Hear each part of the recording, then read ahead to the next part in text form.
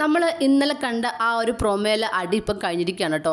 Big boss തന്നെയാണ് ഇങ്ങനെ ഒരു ടാസ്ക് കൊടുത്തത്. ബിഗ് ബോസ് പ്രത്യേകം പറഞ്ഞിരുന്നു, നിങ്ങളെ കൊണ്ട് അടി ഉണ്ടാക്കാൻ തന്നെയാണ് ഞാൻ ഈ ടാസ്ക് തന്നതെന്ന്. അതുപോലെ തന്നെ ഒരു അടിയൊക്കെ നടന്നു കേട്ടോ. പലരും നിന്നും അടികൾ അങ്ങോട്ടും ഇങ്ങോട്ടും നടന്നു എങ്കിലും നോറയും ജാൻമണിയുമാണ് അവിടെ അടിയുടെ പൂരം തന്നെ നടത്തിയത്. അതായത് ബിഗ് ബോസ് കൊടുത്ത ടാസ്ക് ഇങ്ങനെയായിരുന്നു. ഇപ്പോൾ ഗെയിം കളിച്ച് നിൽക്കുന്ന ആ ഒരു പൊസിഷനിൽ ആരുടെ പൊസിഷനിലാണ് നിങ്ങൾക്ക് വരാൻ താല്പര്യമില്ലാത്തത്, എന്തുകൊണ്ട് എന്ന് പറയണം.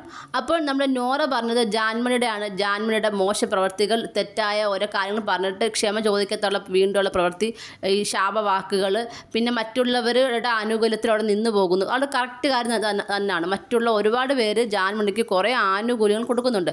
അതിൻ്റെ പേരിൽ തന്നെ ആണ് ജാൻമണി എപ്പോൾ അവിടെ നിന്ന് പോകുന്നത് അല്ലേ. കാര്യം എന്തെങ്കിലും തെറ്റ് ചെയ്താൽ കുറേ ആൾക്കാർ താങ്ങാൻ പിന്നെയും ചെല്ലും. നമ്മൾ തെറ്റ് ചെയ്യുന്നവരെ മാറ്റി നിർത്തണം. അത് ചെയ്യില്ല. ആ കാര്യങ്ങളൊക്കെ നോറ വ്യക്തമായി തന്നെ പറയുന്നുണ്ട് കേട്ടോ.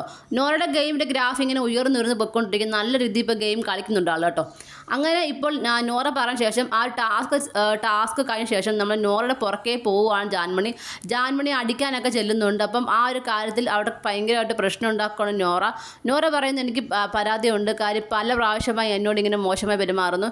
ബിഗ് ബോസ് എനിക്ക് പരാതി ഉണ്ടെന്ന് നമ്മുടെ ക്യാമറ നോക്കി പറയുകയാണ്. ആ സമയം തന്നെ ബിഗ് ബോസ് വിളിക്കുകയാണ് എല്ലാവരും ലിവിങ് ഏരിയയിലേക്ക് വന്ന് ഇരിക്കാൻ പറയുന്നു. പക്ഷെ അവിടെ ഇരുന്നു കൊണ്ടും തർക്കമാണ് രണ്ടുപേരും തമ്മിൽ. നമ്മളെ നോറയും അതുപോലെ തന്നെ ജാൻമണിയും തമ്മിൽ ഭയങ്കരമായിട്ട് വാഗ്വാദത്തിൽ ഏർപ്പെടുവാണ്. അപ്പം ബിഗ് ബോസ് പല ആവർത്തി പറഞ്ഞ് മിണ്ടാതിരിക്കുന്നു. പക്ഷെ എന്നിട്ടും അതൊന്നും കേൾക്കാതെ ഇവർ പിന്നെയും തർക്കത്തിലേക്ക് പോവുകയാണ്.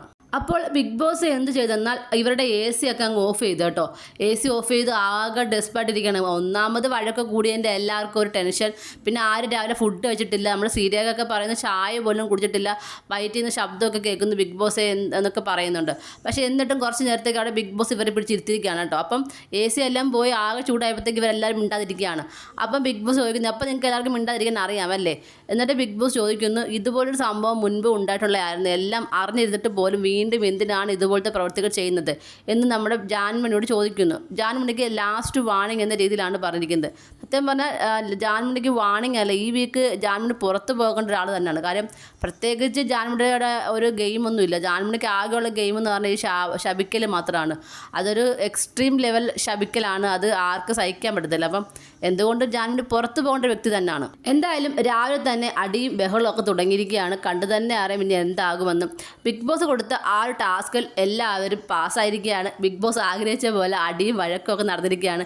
കണ്ടു തന്നെ അറിയാം ഇനി എന്താണ് നടക്കാൻ പോകുന്നതെന്ന്. നിങ്ങൾക്ക് എന്താണ് തോന്നുന്നത്? നിങ്ങളുടെ അഭിപ്രായങ്ങൾ താഴെ കമൻറ്റ് ബോക്സിൽ മറക്കാൻ രേഖപ്പെടുത്തണം. കൂടുതൽ ലൈവ് അപ്ഡേഷനുമായിട്ട് ഉടനെ വരുന്നതായിരിക്കും.